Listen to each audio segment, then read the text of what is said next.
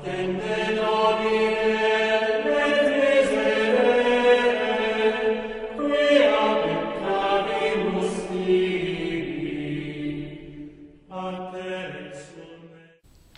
araw po. Welcome sa isa na namang edisyon ng Kaparokya Mo. Ako po si Kuya Carlos. Ngayon ay ang ikatlong linggo ng Kwaresma. Patuloy po tayo sa ating paglalakbay bilang isang simbahan tungo sa maringal na pagdiriwang ng pagpapakasakit, kamatayan at muling pagkabuhay ng ating Panginoong Hesukristo. Kamusta po ang inyong paghahanda sa mga parokya? Maaaring busy kayo sa pagpaplano, tsaka sa pag-e-ensayo, mga liturgical rehearsals, mga briefing, mga review ng rubrics, o yung flow ng rites of Holy Week and Easter Triduum. Bueno, mabuti naman po kung ganun. Nagre-review ng mga gagawin ang mga pare at mga naglilingkod ng mga laiko, mga altar servers, mga lectors and commentators, at ang ating mga choir, mga music ministry.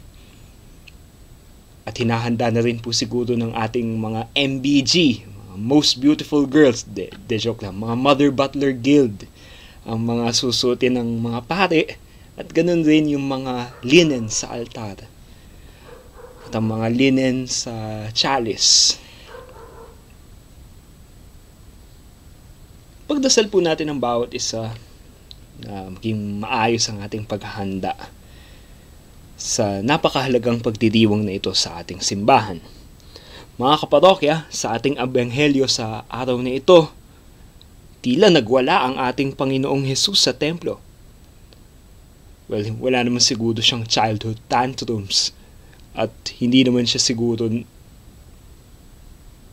na overcome ng isang matinding mood swing. Pero ang ginawa ni Jesus ay isang clearing operation. Parang MMDA, clearing operation sa templo dahil ginawang palengke ang templo sa Jerusalem. Isang lugar na dapat ay lugar ng pagsamba. And zeal for the temple, zeal for the Father's house consumed him. Sa panahon ngayon, hanggang ngayon, may mga abuses sa liturgia, maraming gimmicks. Kesyo daw pastoral reason, pero yun, ang totoo ay pastor's reason. Dahil sa kapritsuhan ng ilang mga pare at mga laiko. Maraming mahilig mag-adlib sa misa, hindi nagbabasa ng misal, ng sacramentary. Eventually, tatawagin ng Roman Missal. Ang aklat ng pagmimisa sa Roma. Tsaka kung ano-anong ginagawang kaartehan sa kasal. Ako, marami yan. And lately, Archbishop Luis Antonio Tagle of Manila asked that frivolities be removed from weddings, from the celebration of matrimony, and return to the noble simplicity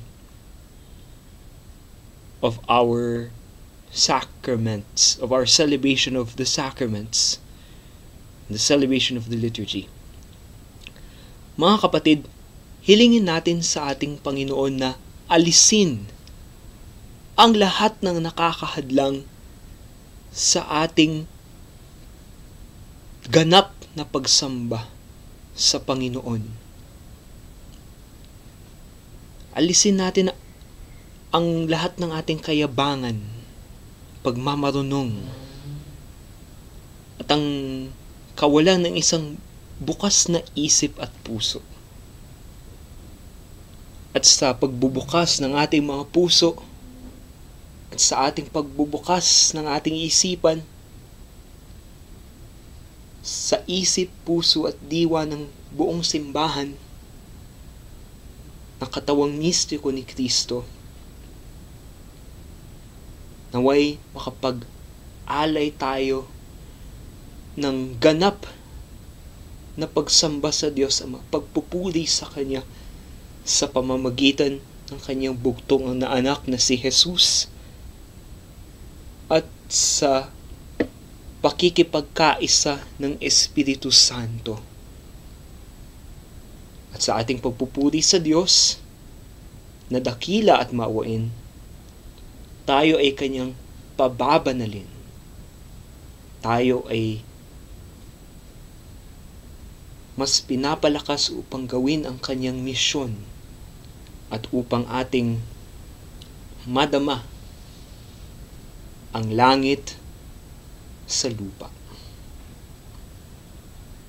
Sabi sa Sacrosanctum Concilium number 2, the liturgy is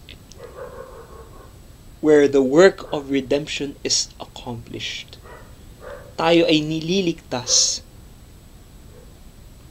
ng Diyos gaya ng ginawa ni Jesus 2,000 years ago noong AD 33. Ating nararanasan that sacrifice of Christ offered once and for all. At ang sabi naman sa ibang paragraph sa SC number 7, ang liturhiya ay ang gawaing pampari ni Jesucristo. The liturgy is the exercise of the priestly ministry of Jesus Christ.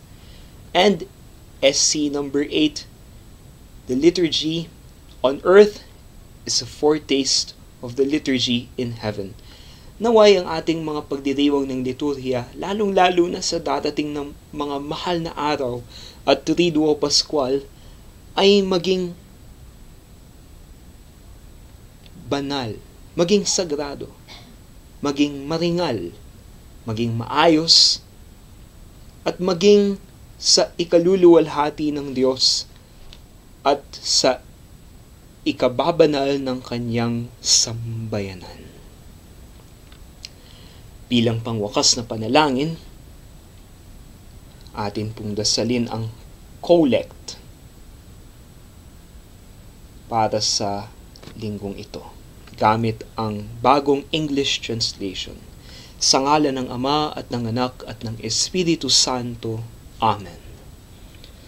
O God, author of every mercy and of all goodness, who in fasting, prayer, and almsgiving have shown us a remedy for sin, look graciously on this confession of our lowliness, that we who are bowed down by our conscience may always be lifted up by your mercy.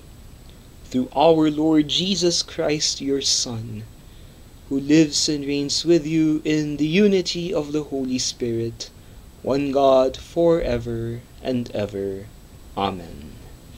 Eternal rest grant unto His Eminence Jose Cardinal Sanchez, O Lord, and let perpetual light shine upon him. May he rest in peace. Amen. May his soul, and the souls of all the faithful departed, through the mercy of God, rest in peace. Amen. Thank you, Father God, for giving us Cardinal Sanchez. He is a great blessing to the Church in the Philippines. And like Jesus in the Gospel, his heart was consumed for zeal for your house, zeal for the kingdom of God. Forgive all his sins, and may all his good deeds go with him to you in the eternal liturgy of heaven, through Christ our Lord. Amen. In nomine Patris et Filii et Spiritus Sancti. Amen.